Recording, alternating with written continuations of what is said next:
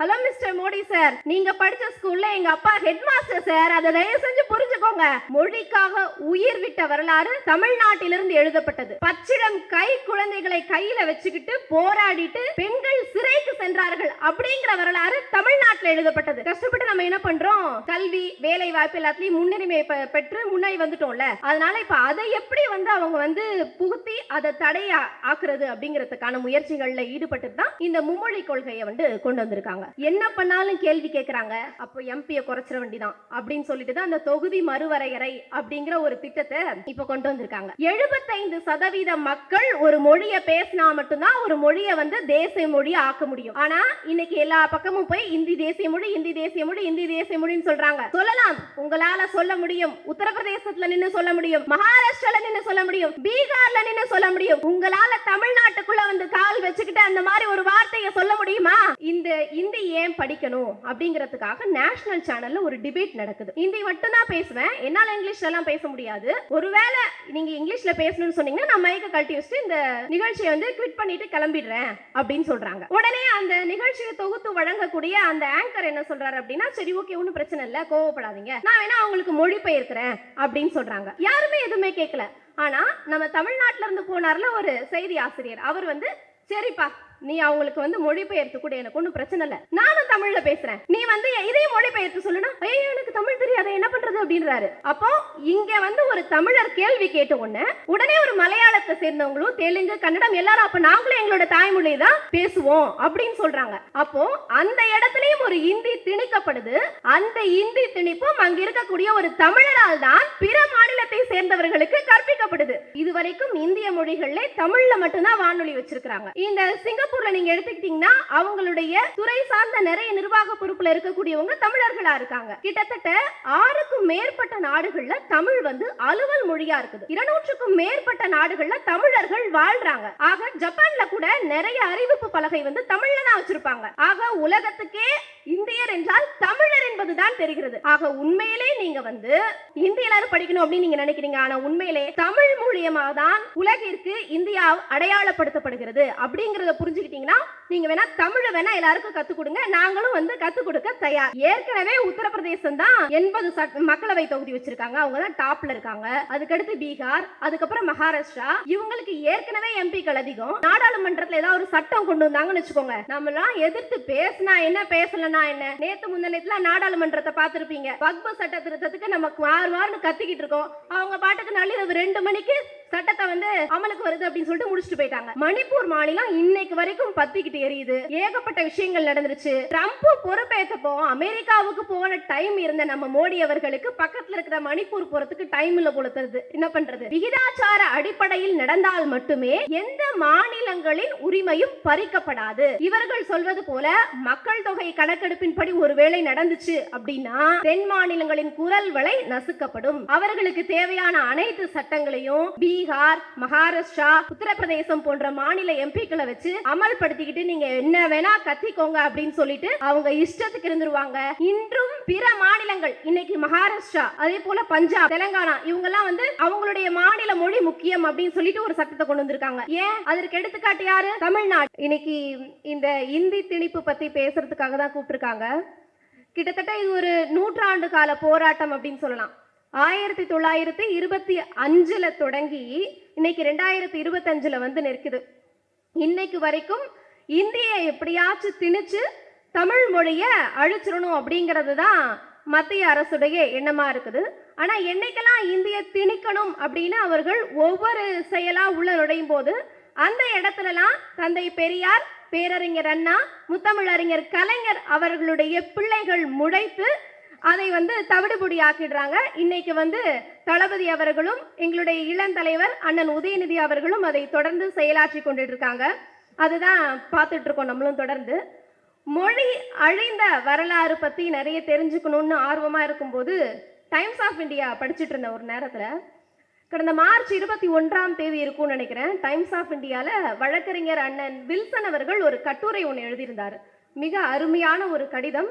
மொழி அழிந்த வரலாறு அப்படின்றதுக்கு ஒரு சிறப்பு கட்டுரை அது அப்படின்னு சொல்லலாம். என்ன அப்படின்னா, இங்கிலாந்து வந்து இங்கிலாந்து வந்து அதாவது 1066 கிட்டத்தட்ட ஒரு 1000 ஆண்டுகளுக்கு முன்னாடி 1966ல் 1066 சரியா. ஸோ ஒரு 1000 ஆண்டுகளுக்கு முன்னாடி என்ன ஆகுதுன்னு பார்த்தீங்கன்னா இங்கிலாந்தை வந்து ஒரு மன்னர் வந்து கைப்பற்றுறாரு. இங்கிலாந்து அப்படின்னோன்னா நம்மளுக்கு என்ன மொழி ஞாபகம் வரும்?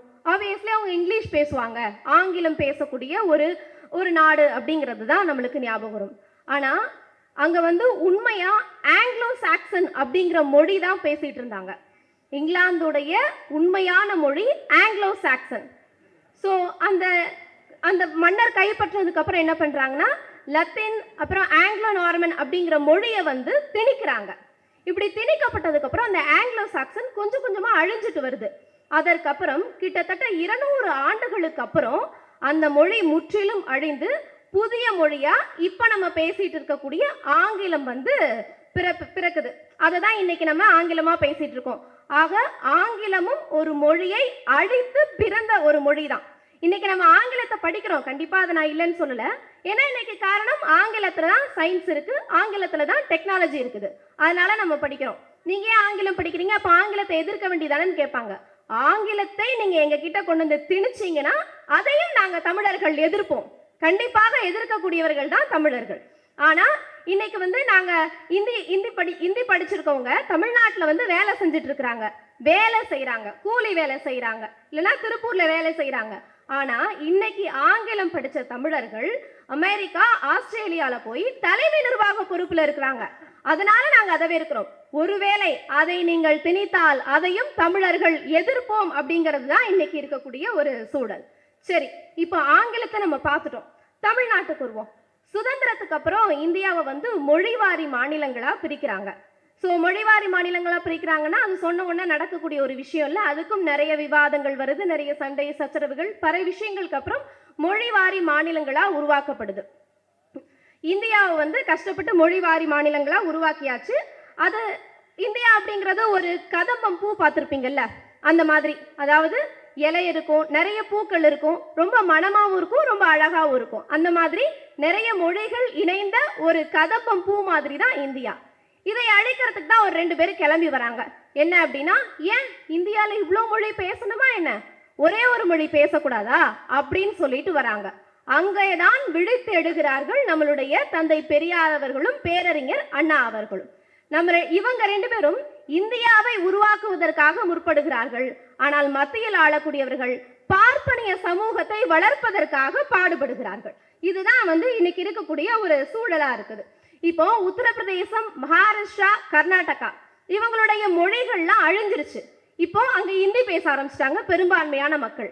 ஆனா இப்போ அவங்களுடைய நாட்டுல என்ன நடக்குது, அவங்களுடைய மாநிலத்துல என்ன நடக்குது, இந்திய திணிச்சாச்சு.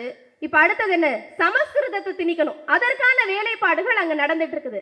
இவங்களுக்கே நம்ம தான் கூப்பிட்டு சொல்றோம் மொழி அழிஞ்சுக்கிட்டு இருக்குப்பா, அதனால வந்து அதை பாரு அப்படின்னு இவங்க எப்ப விழிக்கிறாங்க, இங்க நம்மளுக்கு கொண்டு வராங்கல்ல இந்தி திணிப்பு, மும்மொழி கொள்கை அப்படின்னு சொல்லி ஒரு விஷயத்தை கொண்டு வரும்போது தமிழ்நாடு அதுக்கு எதிர்ப்பு தெரிவிக்குது. அப்பதான் அவங்க எல்லாரும் விழிச்சுக்கிறாங்க. ஆக தமிழ்நாட்டுக்கு மட்டுமல்லாமல் பிற மாநிலங்களுக்கும் பகுத்தறிவை கற்றுக் கொடுக்கக்கூடிய ஒரு மாநிலமாக திகழ்ந்துட்டு இருக்குது. அதன்படிதான் நம்மளுடைய முதலமைச்சர் அவர்களும் அண்ணன் உதயநிதி அவர்களும் செயல்பட்டு இருக்கிறாங்க. இன்னைக்கு இந்திய படிச்சே ஆகணும் அப்படிங்கிறது தான் அவங்களுடைய ஒரு மிகப்பெரிய ஒரு கூற்றா முன்வைக்கிறாங்க.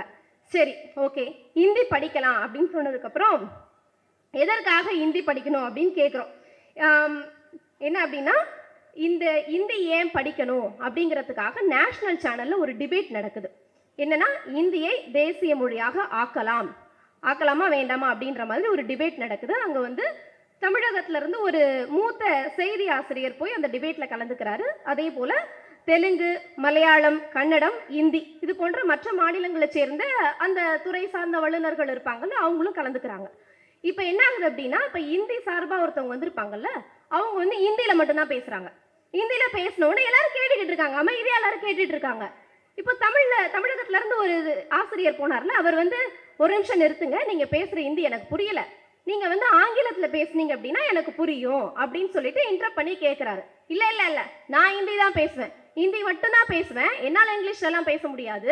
ஒருவேளை நீங்க இங்கிலீஷ்ல பேசணும்னு சொன்னீங்கன்னா நான் மைக்க கழட்டி வச்சுட்டு இந்த நிகழ்ச்சியை வந்து குவிட் பண்ணிட்டு கிளம்பிடுறேன் அப்படின்னு சொல்றாங்க. உடனே அந்த நிகழ்ச்சியை தொகுத்து வழங்கக்கூடிய அந்த ஆங்கர் என்ன சொல்றாரு அப்படின்னா, சரி ஓகே ஒன்றும் பிரச்சனை இல்லை, கோவப்படாதீங்க, நான் வேணா அவங்களுக்கு மொழிபெயர்க்கிறேன் அப்படின்னு சொல்றாங்க. மொழிபெயர்க்கிறாங்களா அப்படின்ட்டு இப்ப இதையும் யாருமே கேட்கல. கன்னடம், தெலுங்கு, மலையாளம் எல்லா வல்லுநர்களும் இருக்காங்க, யாருமே எதுவுமே கேட்கல. ஆனா நம்ம தமிழ்நாட்டில இருந்து போனார்ல ஒரு செய்தி ஆசிரியர், அவர் வந்து சரிப்பா நீ அவங்களுக்கு வந்து மொழிபெயர்த்து கூட, எனக்கு ஒன்றும் பிரச்சனை இல்லை, நானும் தமிழ்ல பேசுறேன், நீ வந்து இதையும் மொழிபெயர்த்து சொல்லுனா, ஐயோ எனக்கு தமிழ் தெரியாத என்ன பண்றது அப்படின்றாரு. அப்போ இங்க வந்து ஒரு தமிழர் கேள்வி கேட்ட உடனே ஒரு மலையாளத்தை சேர்ந்தவங்களும் தெலுங்கு, கன்னடம் எல்லாரும் அப்ப நாங்களும் எங்களோட தாய்மொழியை தான் பேசுவோம் அப்படின்னு சொல்றாங்க. அப்போ அந்த இடத்துலயும் ஒரு இந்தி திணிக்கப்படுது. அந்த இந்தி திணிப்பும் அங்க இருக்கக்கூடிய ஒரு தமிழரால் தான் பிற மாநிலத்தை சேர்ந்தவர்களுக்கு கற்பிக்கப்படுது. ஆக ஒரு பகுத்தறிவு நிறைந்த சமூகமா தான் நம்ம இருக்கிறோம். அதை நம்மளுடைய தந்தை பெரியார், பேரறிஞர் அண்ணா, முத்தமிழறிஞர் கலைஞர் அவர்கள் நமக்கு வந்து பாடமாக கற்பித்து கொண்டு விட்டு சென்றிருக்கிறார்கள். அவர்களுடைய வழிநடத்தலின் பேர் இன்னைக்கு தளபதி அவர்களும் அண்ணன் உதயநிதி அவர்களும் நம்மளை வந்து வழி நடத்திட்டு இருக்கிறாங்க. இப்படியாக இந்தியை திணிக்க பல்வேறு விஷயங்கள் நடக்குது. ஆக இன்னைக்கு வந்து தமிழர் அப்படின்னா வெளிநாட்டில் யார் அங்க சொல்லுவாங்க? தமிழர்னா யாரு? தமிழர் யார் அப்படின்னு கேட்டா, மலேசியாவை பொறுத்தளவுல மன்னிச்சுக்கோங்க, இன்னைக்கு உலக அளவுல இந்தியர் அப்படின்னா யார் அப்படி சொல்லுவாங்க? யாரை சொல்லுவாங்க அப்படின்னா, மலேசியாவை பொறுத்தளவுல தமிழர் தான் இந்தியர். அதே போல சிங்கப்பூரை பொறுத்தளவுல தமிழர்னா தான் இந்தியர். அதே போல இன்னைக்கு ஸ்ரீலங்காவை எடுத்துக்கிட்டீங்கன்னா அவங்களுடைய இரண்டாவது ஆட்சி மொழி தமிழ், அவங்களுடைய பாஸ்போர்ட்லயும் தமிழ் இருக்கு. சீனாவில் அவங்க வந்து ஒரு வானொலி வச்சிருக்கிறாங்க, இதுவரைக்கும் இந்திய மொழிகள்ல தமிழ்ல மட்டும்தான் வானொலி வச்சிருக்கிறாங்க. இந்த சிங்கப்பூர்ல நீங்க எடுத்துக்கிட்டீங்கன்னா அவங்களுடைய துறை சார்ந்த நிறைய நிர்வாக பொறுப்புல இருக்கக்கூடியவங்க தமிழர்களா இருக்காங்க. கிட்டத்தட்ட 6க்கும் மேற்பட்ட நாடுகள்ல தமிழ் வந்து அலுவல் மொழியா இருக்குது. 200க்கும் மேற்பட்ட நாடுகள்ல தமிழர்கள் வாழ்றாங்க. ஆக ஜப்பான்ல கூட நிறைய அறிவிப்பு பலகை வந்து தமிழ்ல தான் வச்சிருப்பாங்க. ஆக உலகத்துக்கே இந்தியர் என்றால் தமிழர் என்பதுதான் தெரிகிறது. ஆக உண்மையிலே நீங்க வந்து தமிழ் வந்து மற்ற எல்லாரும் படிக்கணும், இந்தி எல்லாரும் படிக்கணும் அப்படின்னு நீங்க நினைக்கிறீங்க. ஆனா உண்மையிலே தமிழ் மூலியமாக தான் உலகிற்கு இந்தியா அடையாளப்படுத்தப்படுகிறது அப்படிங்கிறத புரிஞ்சுக்கிட்டீங்கன்னா நீங்க வேணா தமிழை வேணா எல்லாருக்கும் கத்துக் கொடுங்க, நாங்களும் வந்து கத்துக் கொடுக்க தயார். இதுதான் ஒரு விஷயமா முன்வைக்கப்படுது. உலகை இணைக்கும் ஒரு மொழியாக தமிழ் இருக்குது. சரி ஓகே, மொழியில தான் இப்படி பண்றாங்க அப்படின்னு பார்த்தா அடுத்ததா படிக்கிற விஷயத்துல ஏகப்பட்ட விஷயம். இவங்க என்னடா நம்ம கஷ்டப்பட்டு நம்ம என்ன பண்றோம், கல்வி வேலை வாய்ப்பு எல்லாத்துலயும் முன்னுரிமை பெற்று முன்னாடி வந்துட்டோம்ல, அதனால இப்ப அதை எப்படி வந்து அவங்க வந்து புகுத்தி அதை தடைய ஆக்குறது அப்படிங்கிறதுக்கான முயற்சிகள்ல ஈடுபட்டு தான் இந்த மும்மொழி கொள்கையை வந்து கொண்டு வந்திருக்காங்க. மும்மொழி கொள்கை என்றால் என்ன? அதாவது தாய்மொழி ஆங்கிலம் தவிர்த்து 3ஆவதா ஒரு மொழி படிக்கணும் அப்படிங்கிறது தான் அவங்களுடைய இதுதான் அப்படின்னு சொல்றாங்க. ஏன் நீங்க அதை வந்து இது பண்றீங்க, வேற எந்த மொழி வேணா படிக்கலாம் அப்படின்றாங்க. சரி ஓகே, எனக்கு வந்து போஜ்புரி படிக்கணும்ப்பா. போஜ்புரிக்கு நீங்க போஜ்புரி அப்படிங்கிற மொழிக்கு எவ்வளவு நிதி ஒதுக்கி இருக்கீங்க, போஜ்புரிக்கு எவ்வளவு ஆசிரியர்கள் இருக்காங்க, ஏன் இந்த பித்தலாட்டம்? போஜ்புரி அப்படிங்கிற ஒரு மொழியை அழிச்சதே நீங்க தான். ஆக நீங்க வந்து இந்தியை திணிப்பதற்காக தான் இவ்வளவு வேலைப்பாடுகளையும் செய்றீங்க. இன்னைக்கு வந்து பழைய பஞ்சாங்கத்தை கொண்டு வந்திருக்காங்க. இன்னைக்கு நம்ம +2ல வந்து பொது தேர்வு எழுதுறோம், 10th பொது தேர்வு எழுதுறோம். இவங்க என்ன கொண்டு வந்திருக்காங்கன்னா 3ஆம் வகுப்பு, 5ஆம் வகுப்பு, 8ஆம் வகுப்பு, 10ஆம் வகுப்பு, 12ஆம் வகுப்பு. எதுக்கு இதை கொண்டு வந்திருக்காங்க அப்படின்னு நான் சொல்றேன். மும்மொழி கல்வி கொள்கை அப்படின்னா வெறும் இந்திய படிக்க சொல்றாங்க அப்படிங்கறது மட்டும் தான் நினைச்சுக்கிட்டு இருக்காங்க. ஆனா உண்மை அது கிடையாது. உள்ள நிறைய சரத்துகள் இருக்குது. என்ன அப்படின்னா, இப்ப 3ஆவதுல பொது தேர்வு நடத்துவாங்க இல்லையா, அங்க பாதி பேர் ஃபெயில் ஆகி டிராப் அவுட் ஆயிடுவாங்க. அதுக்கப்புறம் 5ஆவதுல பாதி பேர் ஃபெயில் ஆகி அங்க டிராப் அவுட். 8ஆவதுல பாதி பேர் ஃபெயில் ஆயிட்டா டிராப் அவுட். நம்ம வந்து 8ஆவது வரைக்கும் ஆல் பாஸ் போட சொல்லி ஒரு சட்டம் இருக்குது. எதற்கு? 8 வரைக்கும் படிச்சிட்டோம், 10ஆவது படிச்சிட்டோம்னா ஏதாவது அரசு வேலைக்கு கூட வந்து எக்ஸாம் எழுதி பாஸ் பண்ணிக்கலாம் அப்படிங்கிற ஒரு சரத்து தான் நம்ம இப்போ வரைக்கும் ஃபாலோ பண்ணிக்கிட்டு இருக்கோம். ஆனா இவங்க வந்து எல்லாத்தையும் அங்கங்கே நிறுத்திடணும். ஏன்னா நம்ம கல்வியிலே வேலை வாய்ப்புலையும் முன்னிலையில இருக்கோம்ல. சரி, 8ஆவதுல பாதி பேர் ஃபெயில் ஆயிடுவாங்க, நின்றுவாங்க. 10ஆவது அதுல கொஞ்சம் பேர் ஃபெயில் ஆயிட்டாங்கன்னா அவங்களும் நின்றுவாங்க. அப்புறம் 12ஆவது அங்கேயும் பாதி பேர் நின்றுட்டாங்கன்னா முன்னாடி அவங்களோட 3% இருக்காங்கல்ல, அவங்க யாருன்னு உங்களுக்கு தெரியும். அந்த 3% மட்டும் போய் வந்து காலேஜ் படிப்பாங்க. இதுதான் அவர்களுடைய எண்ணம். ஆக நம்ம இப்போ சரி, இப்போ டிராப் அவுட் ஆனவங்களாம் என்ன செய்வாங்கப்பா அப்படின்னு கேட்டா, உங்களுக்கு தான் குலக்கல்வி திட்டம் இருக்குல்ல, உங்க அப்பா அம்மா என்ன வேலை செஞ்சாங்க அதை போய் செய்யுங்க அப்படிங்கிறது தான் அவங்களுடைய எண்ணம். ஆக நம்ம வந்து படிச்சு முன்னேறி ஒரு கேள்வி கேட்கிறோம். அது வந்து இப்ப வரைக்கும் தமிழ்நாடு தான் செஞ்சுக்கிட்டு இருக்குது. ஆக இவங்களையும் படிக்காம ஸ்டாப் பண்ணிட்டோம் அப்படின்னா இவங்களும் கேள்வி கேட்க மாட்டாங்க. நம்ம என்ன சட்டம் வேணா நிறைவேற்றிக்கலாம், என்ன வேணா பண்ணிக்கலாம், யாரும் எந்த கேள்வியும் கேட்க மாட்டாங்க.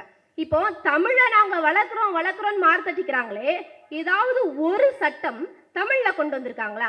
3 குற்றவியல் சட்டத்தை மாத்தினாங்க தமிழ்ல இருந்து இந்திக்கு. அதே போல ஜன்தன் யோஜனா, என்னென்னமோ பேர், ஒரு திட்டமும் என்ன திட்டம் அப்படிங்கிறதே நமக்கு தெரியாது.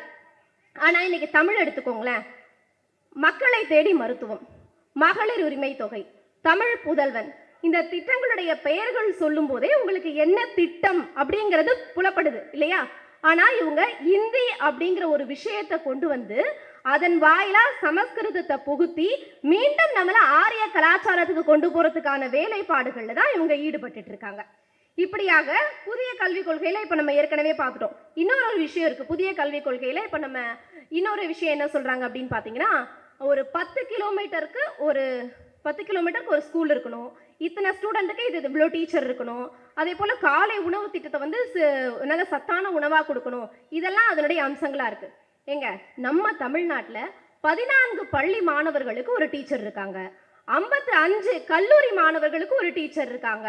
காலை உணவு திட்டம் அப்படிங்கிறது நம்ம தமிழ்நாட்டை பார்த்து டெல்லியிலேருந்து வந்து பார்த்துட்டு குறிப்பெடுத்துட்டு போனாங்க. இதை தாண்டி கனடாலேருந்து வந்து காலை உணவு திட்டம் எப்படி செயல்படுத்தப்படுது அப்படின்னு வந்து பார்த்து குறிப்பெடுத்துட்டு போனாங்க. நீங்க சொல்ற எல்லா விஷயத்தையுமே நாங்க பண்ணிட்டோம். ஹலோ மிஸ்டர் மோடி சார், நீங்க படிச்ச ஸ்கூல்ல எங்க அப்பா ஹெட் மாஸ்டர் சார், அதை தயவு செஞ்சு புரிஞ்சுக்கோங்க. அது தெரியாம இப்ப வந்து மும்மொழி கொள்கை, கல்விக் கொள்கை அப்படின்னு சொல்லிட்டு இந்த ஆரியத்தை புகுத்துற வேலைப்பாடுலாம் பெரியார் மண்ல, அண்ணா பிறந்த மண்ல, முத்தமிழறிஞர் கலைஞர் மண்ல, அவர்களின் பால் வழிநடத்தி கொண்டிருக்கக்கூடிய எங்களுடைய தளபதி பிறந்த மண்ல வேலைக்கே ஆகாத விஷயம். நீங்க தலையை சுத்தி மூக்க சொட்டாலும் எதுவுமே நடக்காது. என்ன பண்ணாலும் அதற்கான தீர்வு உடனடியாக கொடுக்கப்படும். சரி, இதுலதான் அப்படின்னா இப்போ என்ன பண்ணாலும் கேள்வி கேட்கிறாங்க, அப்போ எம்பியை குறைச்சிட வேண்டிதான் அப்படின்னு சொல்லிட்டு தான் அந்த தொகுதி மறுவரையறை அப்படிங்கிற ஒரு திட்டத்தை இப்போ கொண்டு வந்திருக்காங்க. என்ன அப்படின்னா, தொகுதி மறுவரை என்றால் என்ன அப்படின்னா, ஒரு சின்ன எக்ஸாம்பிள் சொல்றேன். ஒரு வீட்டில் வந்து அம்மா அப்பா இருக்காங்க. அந்த அம்மா அப்பாவுக்கு வந்து 2 பசங்க இருக்காங்க. இப்போ என்னன்னா, அந்த 2 பசங்களுக்கு கல்யாணம் பண்ணி வச்சுட்டாங்க ஏற்கனவே. மொதல் பையனுக்கு 2 பசங்க இருக்காங்க, 2வது பையனுக்கு 4 பசங்க இருக்காங்கப்பா. நல்லா செட்டில்டான ஒரு ஃபேமிலி அப்படின்னு வச்சுக்கோங்களேன். இப்போ அப்பா அம்மா என்ன நினைக்கிறாங்க, பசங்களுக்கு சொத்து பிரித்து கொடுத்துட்டு நம்ம நிம்மதியாக இருப்போம் அப்படின்னு நினைக்கிறாங்க. இப்போ 2 பிள்ளைங்களையும் கூப்பிட்டு, ஏப்பா உனக்கு 2 பிள்ளை தான் இருக்கு, அதனால நீ ஒரு 30% சொத்து வச்சுக்கோ, பாவம் அவனுக்கு 4 பிள்ளை இருக்கு, அவனுக்கு ஒரு 70% சொத்து கொடுத்துடலான்னா யாராவது கேட்பாங்களா? இதுதான் இன்னைக்கு இங்க நடந்துட்டு இருக்குது. அதாவது டீலிமிட்டேஷன் அப்படின்னா மக்கள் தொகை கணக்கின் அடிப்படையில் ஒரு தொகுதிக்கு ஒரு எம்பி அப்படின்றத வகுக்கிறாங்க. இதுல என்ன பிரச்சனை அப்படின்னா, இந்திரா காந்தி காலத்துல எமர்ஜென்சி பீரியட் கொண்டு வந்தாங்கல்ல, அப்ப வந்து மக்கள் தொகையை கட்டுப்படுத்தணும் அப்படின்னு ஒரு சட்டம் வந்து அமலுக்கு வருது. அதை வந்து தமிழ்நாடு, கேரளா போன்ற தென் மாநிலங்கள்லாம் என்ன பண்றாங்க, முறையா கடைபிடிக்கிறாங்க. அதை கடைபிடிச்சதன் விளைவு இன்னைக்கு நம்ம கல்வி, வேலை வாய்ப்புல எல்லாம் முன்னிலையில இருக்கோம். ஓகே தான், இப்ப யாரும் அந்த விஷயத்த சொல்ல. இப்ப என்னன்னா, வட மாநிலத்தை சேர்ந்தவங்க இதை எதையுமே கடைபிடிக்கல. அதனால அவங்களுடைய அந்த மக்கள் தொகை எண்ணிக்கை அப்படிங்கிறது அதிகமாயிருச்சு. இப்ப என்ன அப்படின்னா, இவங்க ஏற்கனவே சொன்ன மாதிரி அந்த மக்கள் தொகை எண்ணிக்கை அடிப்படையில அந்த தொகுதியை வந்து பிரிச்சாங்க அப்படின்னா, ஃபார் எக்ஸாம்பிள் எப்படின்னா, ஒரு 8 லட்சம் மக்கள்னு வச்சுக்கோங்களேன். 8 லட்சம் மக்களுக்கு ஒரு மக்களவை தொகுதி, அதே போல இன்னொரு பகுதியில் ஒரு 8 லட்சம் மக்களுக்கு ஒரு மக்களவை தொகுதி அப்படின்னு தான் வரும். இப்ப நம்மளுக்கு 39 எம்பிக்கள் இருக்காங்க, 39 மக்களவை தொகுதி இருக்குது. இப்ப என்ன சொல்றாங்கன்னா, நாங்க வந்து கணக்கெடுத்தாலும் உங்களுக்கு எம்பிக்கள் குறையாது அப்படின்றாங்க. எங்களுக்கு எம்பிக்கள் குறையாது, சரி. ஏற்கனவே உத்தரப்பிரதேசம் தான் 80 மக்களவை தொகுதி வச்சிருக்காங்க, அவங்க தான் டாப்ல இருக்காங்க. அதுக்கடுத்து பீகார், அதுக்கப்புறம் மகாராஷ்டிரா. இவங்களுக்கு ஏற்கனவே எம்பிக்கள் அதிகம். இன்னும் கொஞ்சம் கூட்டினீங்கன்னா இதனுடைய வெளிப்பாடு என்ன அப்படின்னா, இன்னும் கொஞ்சம் கூட்டிட்டோம் அப்படின்னா நாடாளுமன்றத்தில் ஏதாவது ஒரு சட்டம் கொண்டு வந்தாங்கன்னு வச்சுக்கோங்க, நம்மளாம் எதிர்த்து பேசினா என்ன, பேசலன்னா என்ன. நேற்று முந்தினத்துல நாடாளுமன்றத்தை பார்த்துருப்பீங்க, வக்பு சட்ட திருத்தத்துக்கு நமக்கு வாருன்னு கத்திக்கிட்டு இருக்கோம். அவங்க பாட்டுக்கு நள்ளிரவு 2 மணிக்கு சட்டத்தை வந்து அமலுக்கு வருது அப்படின்னு சொல்லிட்டு முடிச்சுட்டு போயிட்டாங்க. அதுதான் இனி வரக்கூடிய காலங்களில் நடக்கும். எக்ஸாம்பிள் மணிப்பூர் தொகுதி மணிப்பூர் எடுத்துக்கோங்க. மணிப்பூர் மாநிலம் இன்னைக்கு வரைக்கும் பத்திக்கிட்டு எரியுது. ஏகப்பட்ட விஷயங்கள் நடந்துருச்சு. ட்ரம்ப் பொறுப்பேற்றப்போ அமெரிக்காவுக்கு போன டைம் இருந்த நம்ம மோடி அவர்களுக்கு பக்கத்துல இருக்கிற மணிப்பூர் போறதுக்கு டைம் இல்லை போல தருது. என்ன பண்றது? அதனால இப்ப வரைக்கும் போய் பார்க்கவே இல்லை. ஆனா ஏன் இவங்க இவ்வளவு அமைதி காக்குறாங்கன்னா, மணிப்பூர்ல 2 மக்களவை தொகுதி தான். 2 மக்களவை தொகுதி வச்சுட்டு ஒரு மசோதாவை நிறைவேற்ற முடியாது. அவங்களுக்கு உத்தரப்பிரதேசமும் பீகார், மகாராஷ்டிரா போன்ற மாநிலங்கள் தான் தேவை. இன்னைக்கு பீகார், மகாராஷ்டிரா போன்ற மாநிலங்கள் தான் உங்களுக்கு தேவைப்படுது. அதனால அதை வச்சு அவங்க சட்டத்தை நிறைவேற்றிருப்பாங்க. அதற்குத்தான் நம்மளுடைய மாண்புமிகு தமிழ்நாடு முதலமைச்சர் அவர்கள் முதல் குரல் கொடுக்கிறாங்க. முதல் குரல் கொடுத்து 7 மாநில முதலமைச்சர்களுக்கு கடிதம் மூலம் வலியுறுத்தப்பட்டுச்சு. இங்கிருந்து பிரதிநிதிகள் அனுப்பிச்சு அவங்கள வரவழைச்சாங்க. கிண்டியில தான் மிகப்பெரிய ஒரு கூட்டம் நடந்துச்சு.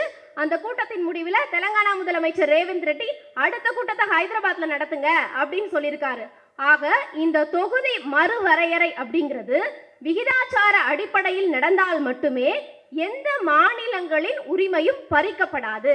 இவர்கள் சொல்வது போல மக்கள் தொகை கணக்கெடுப்பின்படி ஒருவேளை நடந்துச்சு அப்படின்னா தென் மாநிலங்களின் குரல் வளை நசுக்கப்படும்.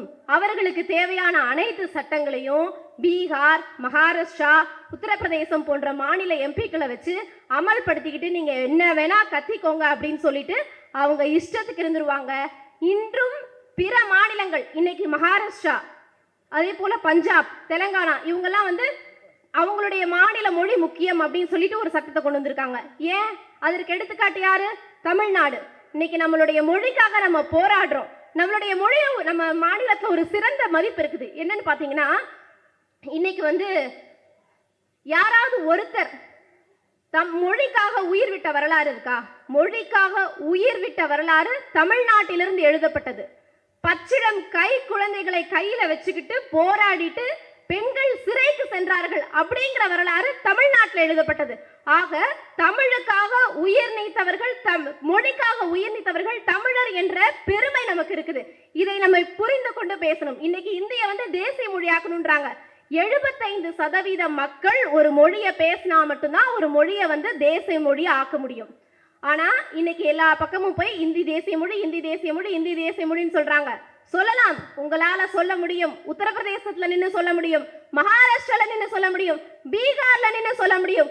உங்களால தமிழ்நாட்டுக்குள்ள கால் வச்சுக்கிட்டு அந்த மாதிரி ஒரு வார்த்தையை சொல்ல முடியுமா? முடியாது. எங்களுடைய பெரியார் மண்ணில் யாரும் அதற்கு அனுமதிக்க மாட்டார்கள். அதற்கான அடித்தளத்தில் தான் நம்மளுடைய மாண்புமிகு தமிழ்நாடு முதலமைச்சர் இளந்தலைவர் அவர்கள் போராடி கொண்டிருக்கிறார்கள். தொடர்ந்து போராடுவோம். தமிழ்நாடு போராடும், தமிழ்நாடு வெல்லும் என்று வாய்ப்பளித்தமைக்கு நன்றி கூறி விடைபெறுகிறேன். நன்றி, வணக்கம்.